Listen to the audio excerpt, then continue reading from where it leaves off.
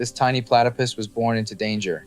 Before he could swim, before he could hunt, before he even understood the world outside his burrow, the creek was already waiting to test him. There were shadows in the reeds, rivals in the mud, predators on the bank, danger from the sky and danger beneath the water. But every survivor has a beginning, and Piko's journey began in the quiet darkness, inside a single fragile egg. At first, Piko was almost helpless. His eyes were closed. His body was tiny and delicate. His skin was soft, and only the earliest signs of fine hair would appear later.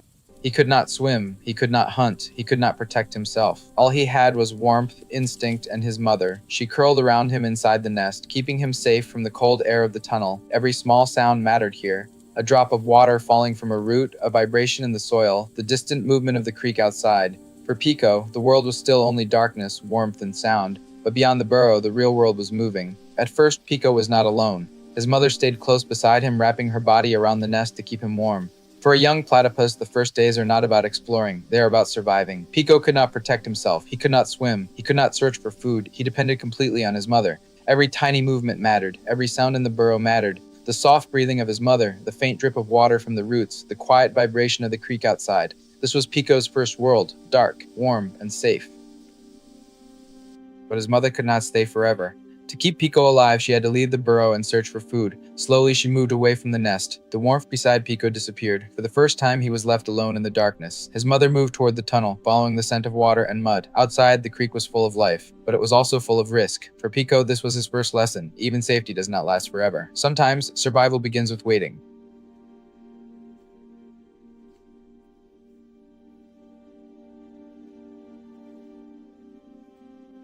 So now the burrow was quiet. Piko lay alone in the nest, surrounded by damp leaves and soft earth. He was still too small to understand danger. But even here, underground, life moved around him. A tiny insect crawled across the clay wall. Another moved through the leaves near the nest. To us, it may seem small, but to Piko, everything was enormous. The tunnel, the shadows, the sounds, the movement around him. He stayed still, guided only by instinct. In the wild, even the smallest moments can become part of survival.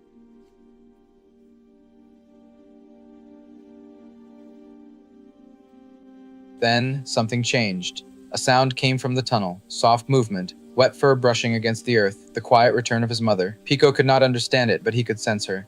The mother platypus entered the burrow again, carrying the scent of water, mud, and the outside world. She returned to the nest and settled beside him. Warmth came back. The burrow felt safe again. For Piko, his mother was more than protection. She was the connection between the hidden nest and the wild creek outside.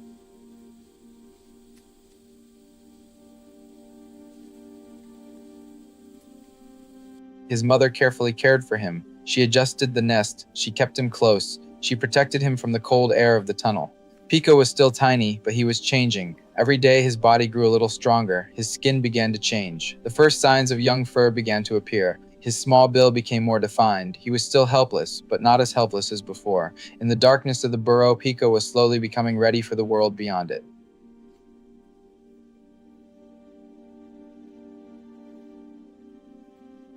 As time passed, Piko grew. He was still young, still fragile, but now he looked more like a young platypus. Short fur began to cover his body. His tiny eyes started to open. His small feet moved more strongly against the nest. Then a tiny insect passed over him. Piko twitched. It was not a real threat, but it was another signal from the world around him. Movement, touch, sound, smell. The burrow was teaching him before he ever reached the creek, and outside, the water was waiting.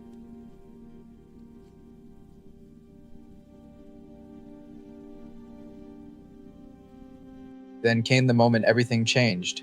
Piko was no longer just a helpless newborn. His fur had grown thicker, his body had become stronger, his eyes were open now, his webbed feet could push against the ground. With his mother beside him, Piko moved toward the tunnel. At the end of it, daylight waited. The outside world was bright, wide, and overwhelming. For the first time, Piko left the burrow. Mud pressed beneath his feet. Fresh air touched his fur. The sound of the creek grew louder. He had entered a world he would have to learn quickly. Outside, everything was new. The mud was soft beneath him. The reeds moved in the breeze. Water shimmered over smooth stones.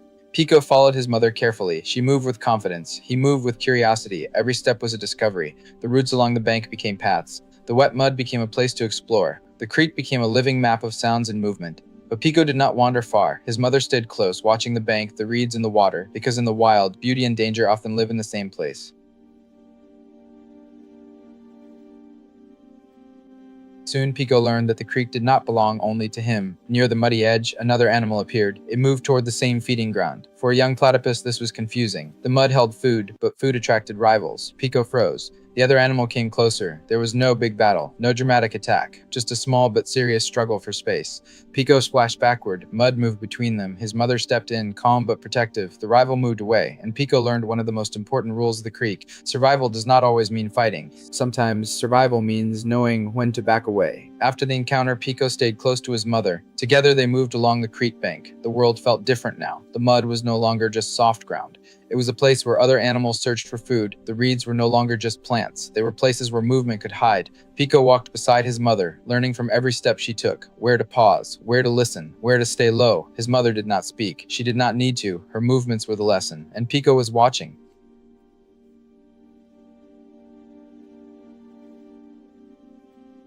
They continued through the creek edge. The bank twisted between roots and stones. Water moved beside them, sometimes calm, sometimes quick. Pico followed carefully. He sniffed the mud with his flat bill. He stepped over roots. He watched insects move near the water. This was no longer just a first walk, it was training. Every sound had meaning, every ripple could matter, every shadow deserved attention. The more Pico explored, the more the creek became familiar.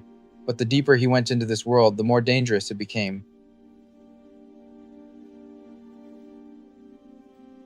Then the creek bank changed. The reeds shook. A heavy movement came from the mud. Large lizards appeared near the bank. To Pico, they were massive. Their claws pressed into the wet ground. Their bodies moved slowly but confidently. Their eyes searched the creek edge. Pico froze. This was not a harmless insect. This was not a rival over mud. This was real danger. His mother reacted immediately. She moved between Pico and the lizards, guiding him away from the open bank. Pico stayed low, close to the water, following her movement. The lizards passed nearby. For a few tense seconds, the whole creek seemed silent. Then, the danger moved on. Pico had learned another lesson. Some animals must not be challenged. Some dangers can only be survived by staying hidden.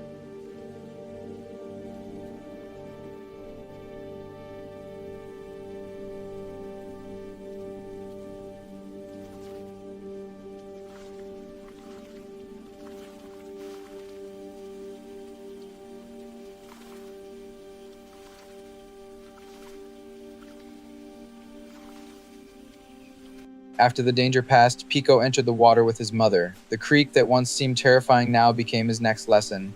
His webbed feet began to paddle. His flat tail helped him balance. His bill touched the surface as he moved forward. At first, his swimming was clumsy. The water pushed him. The current shifted around his small body. Every ripple made him adjust. But his mother stayed beside him. She showed him where the water was calm. She guided him around stones and roots. She kept him close to safe places. Pico was no longer just walking beside the creek. He was becoming part of it.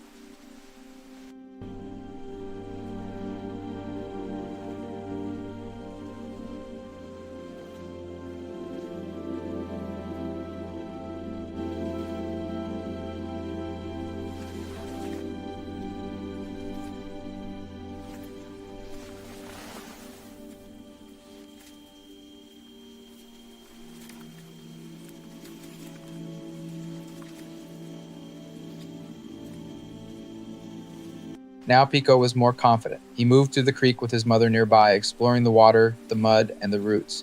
He was still young, still learning, still small in a world full of larger animals, stronger currents, and hidden dangers. But he was different now. He had left the burrow. He had faced insects, rivals, and lizards. He had walked the muddy bank. He had entered the water. He had started learning the language of the creek. The movement of reeds, the pull of current, the safety of roots, the warning of shadows. Pico's journey was only beginning, but now the creek was no longer just a dangerous place outside the burrow. It was becoming his world, and with every step, every swim, and every close call, Pico was learning how to survive.